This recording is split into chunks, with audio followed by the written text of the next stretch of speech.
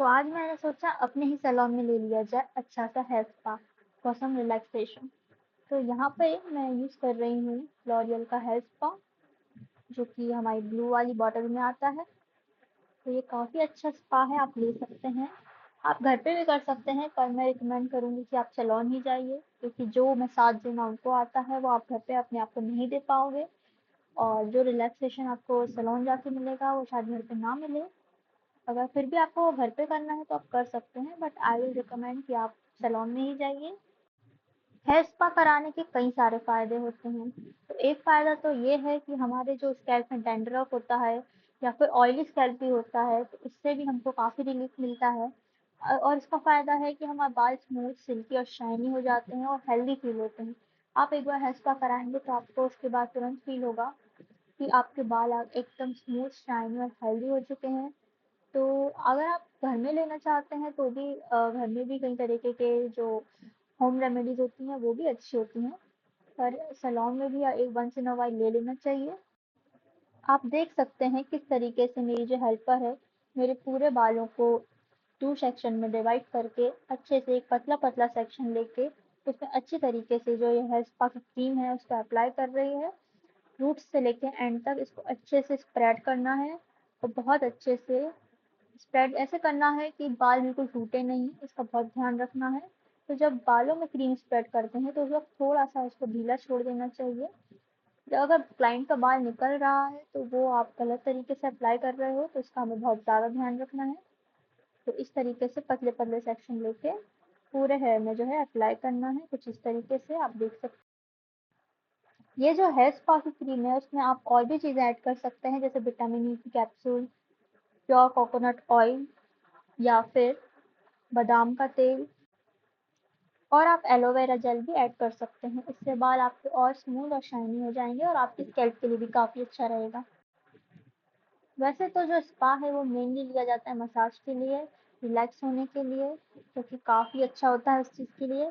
लेकिन hair scalp और hair की हेल्थ के लिए भी काफ़ी ज़्यादा अच्छा होता है। वंस इन अ वाइल आप ज़रूर लीजिए, और अगर आप करना चाहते हो तो आप देख लीजिए, स्टेप बाय स्टेप हमने पूरा वीडियो डाला है कि किस तरीके से अप्लाई करना है, कौन सा आप हेयर स्पा ले सकते हैं। हम लोग ज़्यादातर लॉरियल का ही यूज़ कर सकते हैं। इसके जो प्राइस हैं वो काफ़ी वेरी हो सकते हैं जगह के अकॉर्डिंग। तो हमारे एक पोर्शन का जो है पार्ट कंप्लीट हो गया है। इसी तरीके से दूसरे पोर्शन में भी मेरी जो हेल्पर है वो अप्लाई करेगी। उसके बाद, क्योंकि ये थोड़ा सूख जाता है और मसाज देने के लिए इसका थोड़ा गीला होना चाहिए, हम जो है स्प्रे बॉटल की हेल्प से थोड़ा सा पानी स्प्रे करते हैं, ताकि जो हमारे हाथ है मसाज करते टाइम अच्छे से ग्लाइड हो सके और मसाज है वो स्मूथली हो सके। तो अच्छी तरीके से पूरे बालों में हमारी क्रीम के ऊपर जो है पानी का स्प्रे कर देंगे। वैसे यहाँ पर मैं नॉर्मल पानी नहीं ले रहे हैं हम, यहाँ पर रोज़मेरी वाटर का यूज़ किया जा रहा है। आप नॉर्मल पानी ले सकते हैं, कोई भी उसमें प्रॉब्लम नहीं है।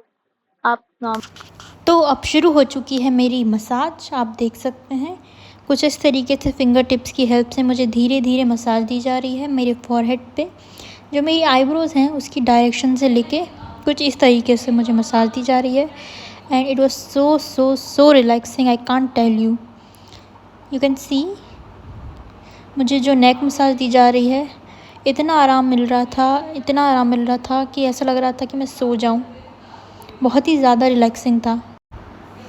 एक बात का ज़रूर ध्यान रखना है, जो भी हम मसाज दे रहे हैं बहुत ही स्लो देना है, और एकदम स्लो भी नहीं देना है, आप समझ रहे हैं ना।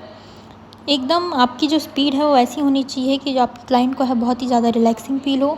मैंने जो है सारी स्टेप अच्छे से डिटेल में डाल रखी हैं, जिससे कि आपको कोई भी प्रॉब्लम ना हो। हर एक स्टेप डिटेल से दी गई है, जिससे आप आराम से फॉलो कर सकें और आप आराम से समझ सकें कि किस तरीके से हमें मसाज देनी है।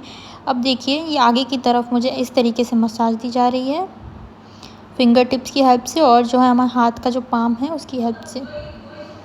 और इसको है जो हमारी मसाज हम करेंगे, कम से कम इसका जो टाइम है 15 से 20 मिनट ज़रूर होना चाहिए, वरना क्लाइंट को बिल्कुल भी सेटिस्फाइंग नहीं लगेगा। तो आपको कम से कम 15 से 20 मिनट मसाज देनी है। ज़्यादा दें भी सकते हैं अगर आपके पास टाइम है, कुछ दिक्कत नहीं है, लेकिन कम से कम इतनी तो देनी ही है। अगर आप चाहते हैं आपका पार्लर अच्छे से चले और लोग आपके पास बार बार सर्विस लेने आए, तो आपको ये ज़रूर करना है। अगर आप जल्दी जल्दी में निपटा देंगे तो कोई भी आपके पास दोबारा नहीं आएगा, क्योंकि सैलून में लोग आते हैं रिलैक्स करने के लिए। अगर आप जल्दी जल्दी मचाएंगे तो किसी को भी कंफर्टेबल और रिलैक्सिंग फील नहीं होगा, तो कोई आपके पार्लर में क्यों आना चाहेगा। तो ये जो स्टेप है आपको बहुत आराम से करनी है और अच्छे से करनी है। अब जो है मुझे दूसरी डायरेक्शन में मसाज दी जा रही है, बिल्कुल सेम तरीके से जिस तरीके से हमने दूसरे साइड पे मसाज दी है, उसी तरीके यहाँ पीछे मसाज दी जा रही है और आगे की तरफ भी मसाज दी जा रही है। और काफ़ी हमको स्लो हैंड रखना है, ज़्यादा प्रेशर भी नहीं देना है और इतना प्रेशर देना है कि जो आपके मसल्स हैं वो रिलैक्स हो सकें। तो कुछ इस तरीके से हमको मसाज देनी है। आप देख सकते हैं मुझे कितना मज़ा आ रहा है ये मसाज लेते हुए।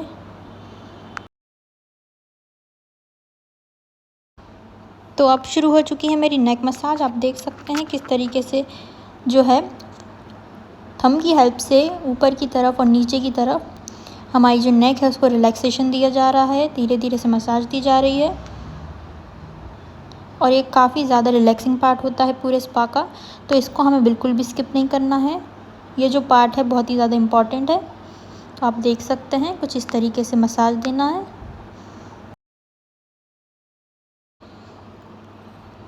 अब एंड में एक बार फिर से अच्छी तरीके से जो पूरे बालों में हम अच्छे से मसाज देंगे, सारी स्टेप्स को फॉलो करते हुए।